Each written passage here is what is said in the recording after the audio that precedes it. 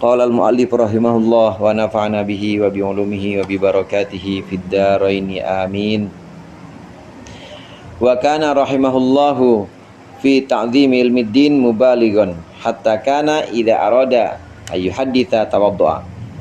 Dan adalah Imam Malik rahimahullah, semoga Allah merahmatinya, Imam Malik fi ta'dhimi ilmiddin, dalam mengagungkan, dalam menghormati atau memuliakan ilmu agama, itu mubalighon, benar-benar bersungguh-sungguh.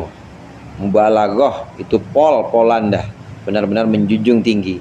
Hatta idza kana idza arada, sehingga hatta kana idza arada, sehingga ada Imam Malik ketika menghendaki ayu haditha, untuk menyampaikan hadis, tawaddu'a, maka berwudu Imam Malik. Wa jalasa ala sadri firashihi, dan duduklah beliau di atas, sodrun di sini artinya a'la, firasyi di atas alasnya, di atas alas duduknya.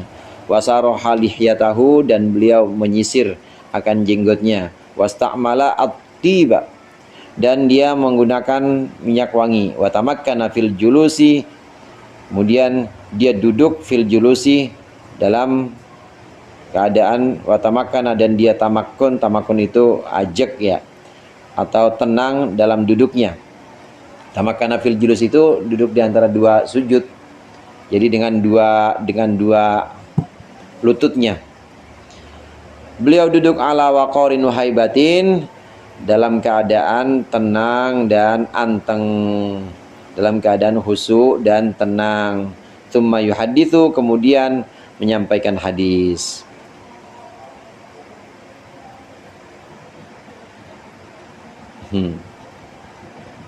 Ini termasuk tanda-tanda dari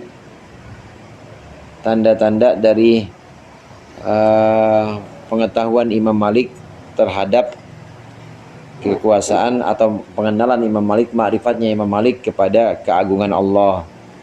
Imam Malik itu bukan hanya sekedar imam fikih biasa, bukan hanya yang kita kenal, maksudnya sekedar ulama yang masuk dalam golongan fuqaha, tapi termasuk ulama-ulama makrifat yang mengenal keagungan Allah.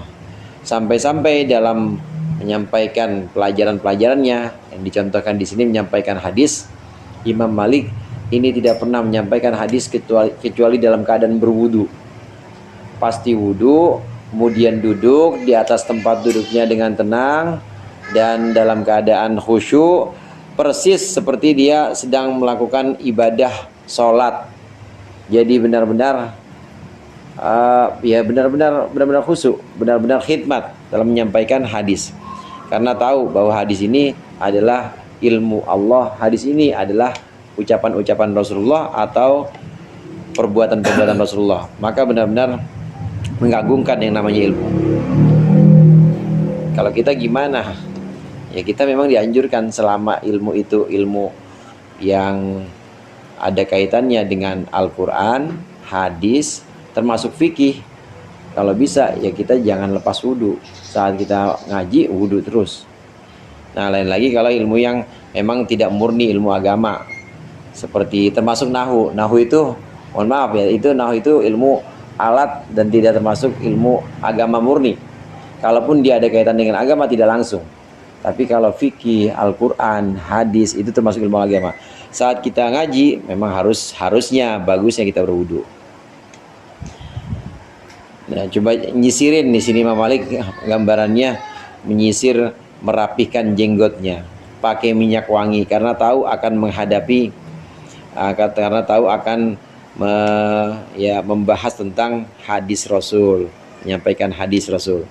Faqila lahu fi dzalika, maka dikatakan kepada Imam Malik dalam hal itu, faqala, kenapa begitu Imam Malik kok sampai-sampai harus berwudu, kemudian pakai minyak wangi, merapihkan penampilan, jenggot semua.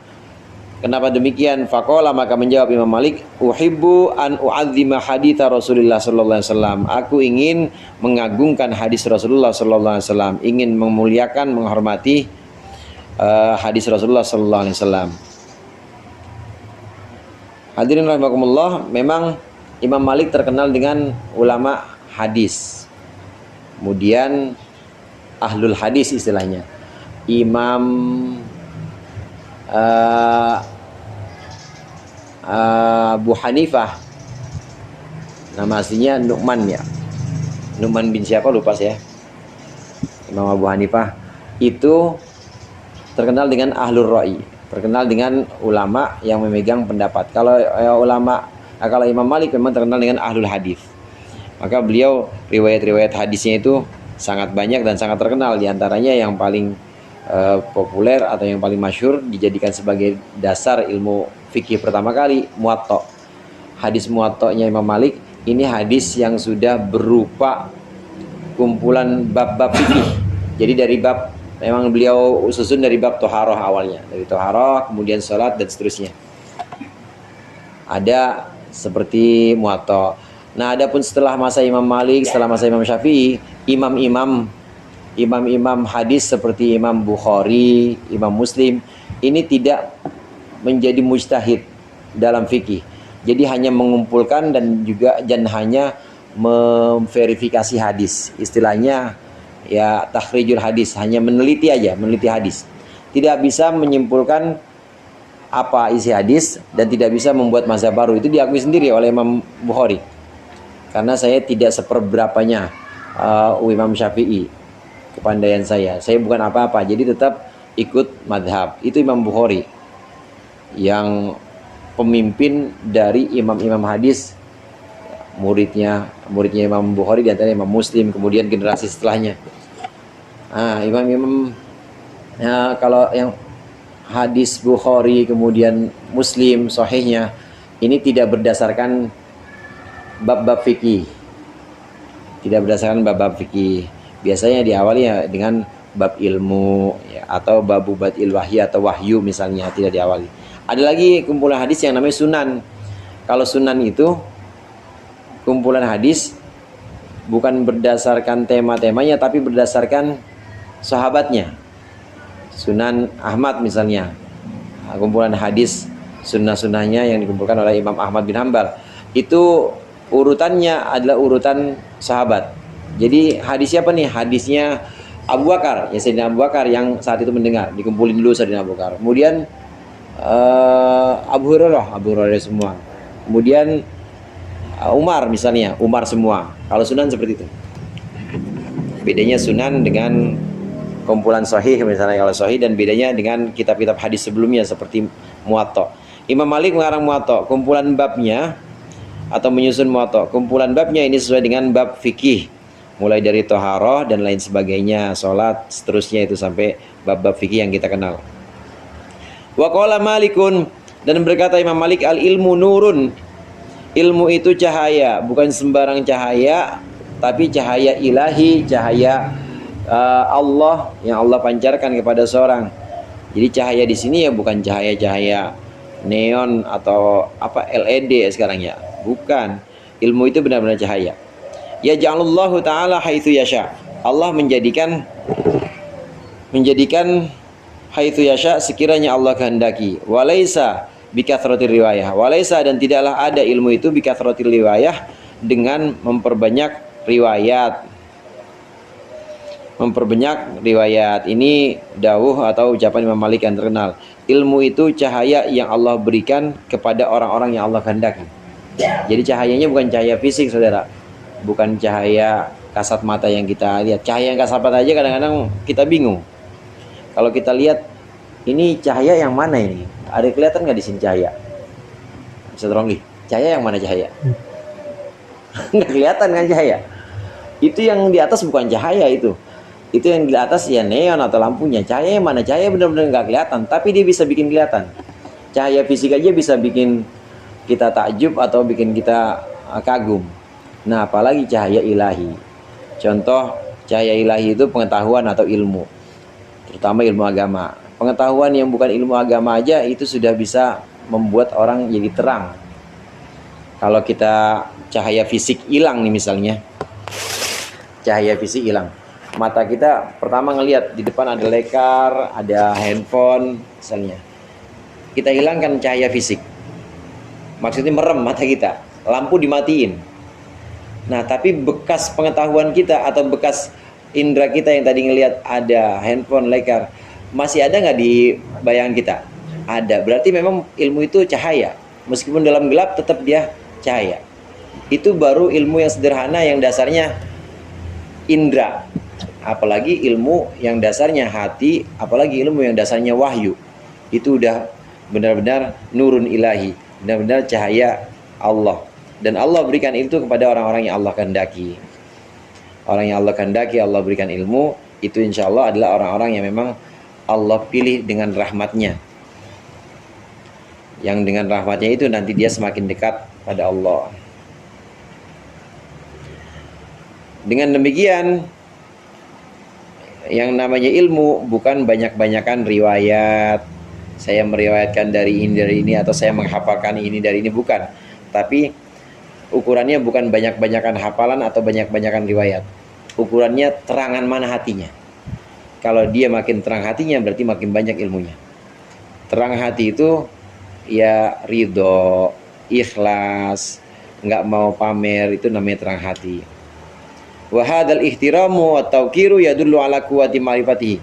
Dan penghormatan ini serta kewibawaan terhadap ilmu ini yadullu ala quwwati ma'rifatihi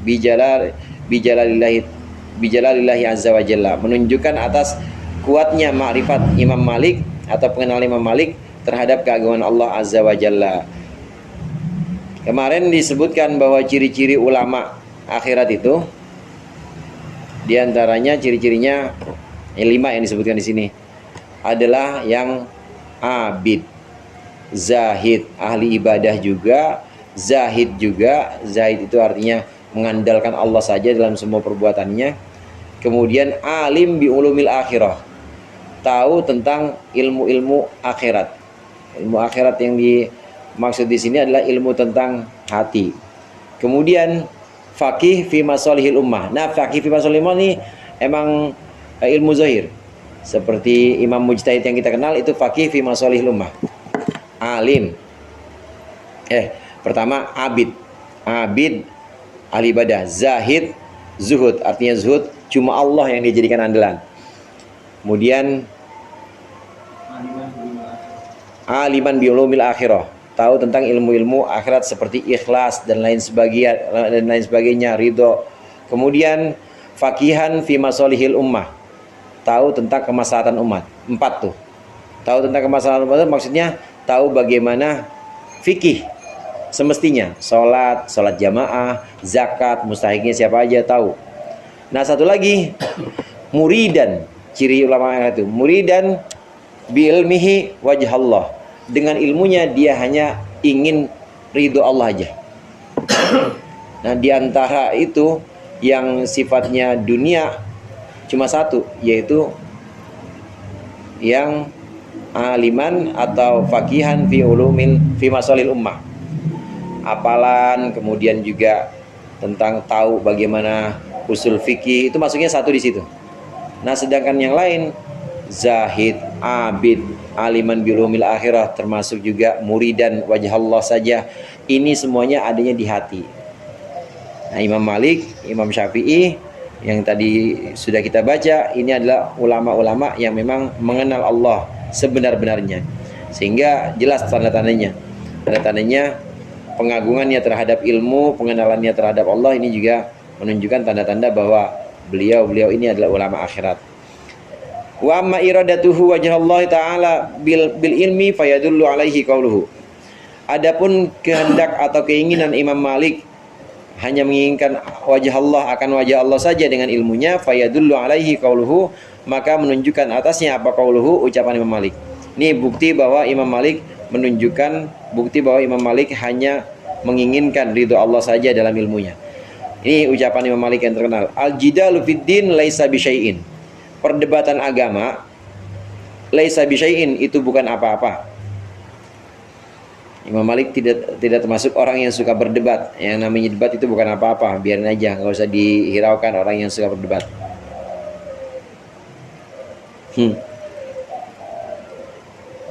Laisa bisyai'in. Satu buktinya. Bukti yang kedua, wa yadullu alaihi qaulu Syafi'i, dan menunjukkan alaihi atas keadaannya Imam Malik. Apa qaulu Syafi'i? Ucapan muridnya Imam Syafi'i, inni syahidtu Malikan, sungguhnya aku menyaksikan Imam Malik. Wasuila, dan ditanyakan Imam Malik ani an thamanin wa arba'ina masalatan, dari 88 masalah. Faqala, maka menjawab Imam Malik, fitnaini wa thalathina minha, menjawab dalam 32 masalah dari 88. La adri, menjawab dengan pertanyaan la adri, saya tidak tahu. Ya, Masya Allah, gurunya Imam Syafi'i. Iya, termasuk Imam Abu Hanifah ini juga pernah berguru kepada Imam Malik, ngambil hadisnya.